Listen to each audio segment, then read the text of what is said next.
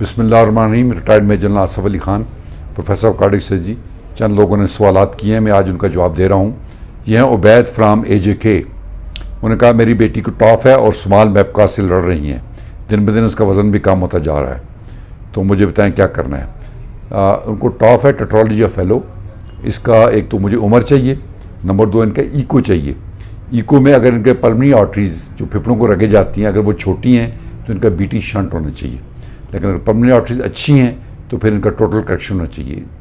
अब टोटल जब करेक्शन हम करते हैं तो उससे पहले मैपकाज को हम कायलिंग करते हैं, छोटी छोटी कायल से मैपकाज को बंद कर देते हैं और फिर उसके बाद टोटल करेक्शन करते हैं। तो बच्ची मुझे चाहिए जिसको मैं इसका ईको भी करें, मैं देख के बता सकता हूँ आपको, कुछ ना कुछ हो सकता है। और दूसरे साहब हैं जी अरसलान। उन्होंने कहा जी सर मुझे खाना खाने के बाद हार्ट, स्टमक, शोल्डर में पेन होता है। ये दो चीज़ें हैं।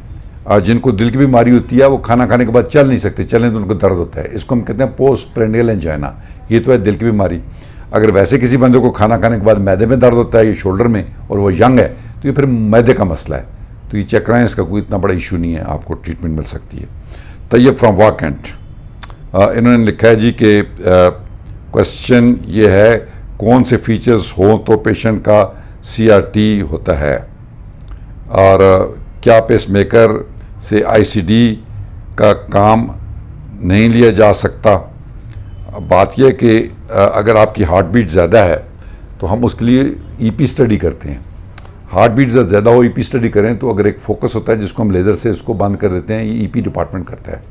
जहाँ तक तल्ले का CRT का या ICD का, तो ये उस सूरत में होते हैं जब आपका हार्ट वीक हो जाए, बढ़ जाए, या वेंट्रिकुलर टैकीकार्डिया हो, तो ये एक बैटरी होती है जो खुद बहुत आपको करंट लगा के आपको कन्वर्ट कर देती है।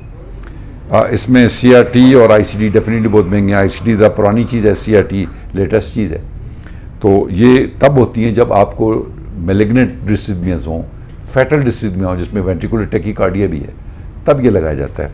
अगर किसी की हार्ट बीट वैसे ही 200 हो, SVT हो, उसका EP करके हम उसको लेज़र से ट्रीटमेंट कर सकते हैं। बहरहाल ये टेक्निकल डिटेल्स हैं, ये आपको एक इलेक्ट्रोफिजियोलॉजिस्ट ही आपको जो FIC में है डिपार्टमेंट पूरा वही बता सकता है। मोहम्मद शहजाद फ्राम शहजाद, आपने लिखा है कि रेजिडुअल रिस्ट्रिक्टेड VSD, इसका कुछ भी नहीं करना, कुछ भी नहीं करना, ये जिस नॉर्मल है, just take it is normal, और इसका कोई ट्रीटमेंट नहीं है, कुछ भी नहीं है, ना नुकसान है इसका। मोहम्मद उस्मान रावलपिंडी, वो उसने कहा जी कि मेरा रिलैक्स मूड में भी हार्ट रेट 90+ रहता है। ये ज़हन में बिठा लें कि जो लोग चलते नहीं हैं, घर बैठे रहते हैं, उनका हार्ट रेट ज़्यादा होता है। थायराइड फंक्शन टेस्ट करा लें, अगर थायराइड फंक्शन आपका ज़्यादा है तो उससे भी हार्ट रेट थोड़ा सा ज़्यादा होता है। बट ये सारी की सारी चीज़ें टेंशन रिलेटेड हैं। अगर आप रेगुलरली वॉक करें और एक्सरसाइज करें तो आपका हार्ट रेट नीचे आ जाएगा। टेंशन को कम करने का बेहतरीन तरीका है ही वॉक है। असीब साहब हैं जी चकवाल से, कौन सी चीज़ें फ़ायदेमंद हैं और कौन सी नुकसानदेह हैं। बात यह है कि इंसान को, हर बंदे को अल्लाह ने टांगें दी हैं तो उसने चलना है, रोज़ाना 1 घंटा उसको वॉक करनी है।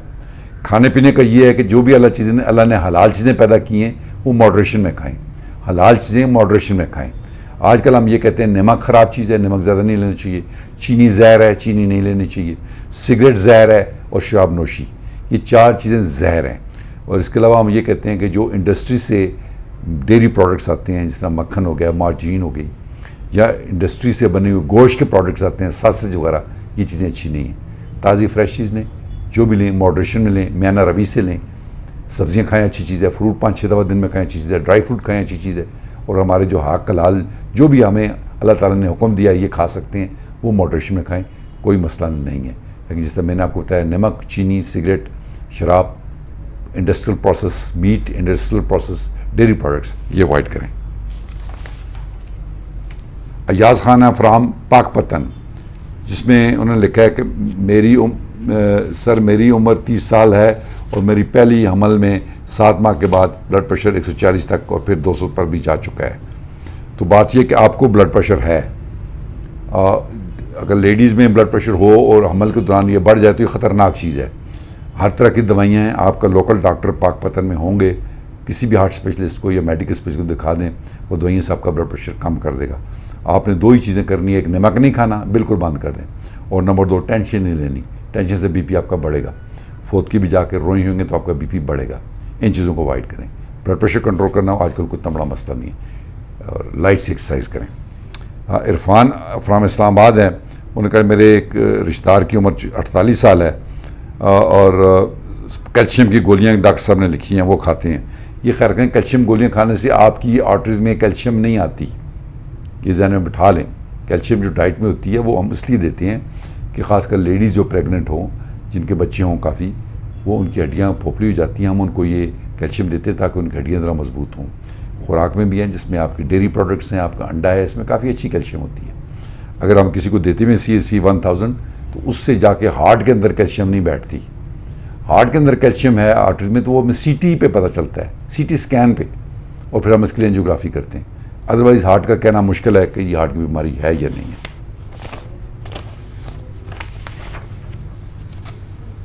आखिरी अब्बास साहब हैं जी, उन्होंने लिखा है कि मेरे बाएं बाजू अक्सर सुन रहता है और दिल में बेचैनी सी होती है, तो आपकी उम्र क्या है?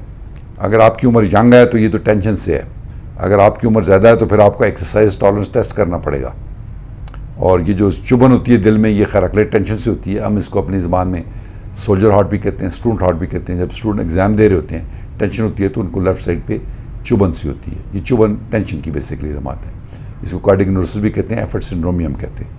तो अगर आपकी उम्र यंग है फिर तो आप फिक्र की बात नहीं है। अगर आपकी उम्र थोड़ी ज़्यादा 40 है तो आप आएँ, ETT वगैरह करवाएँ, फिर आपको बता देंगे हम क्या है।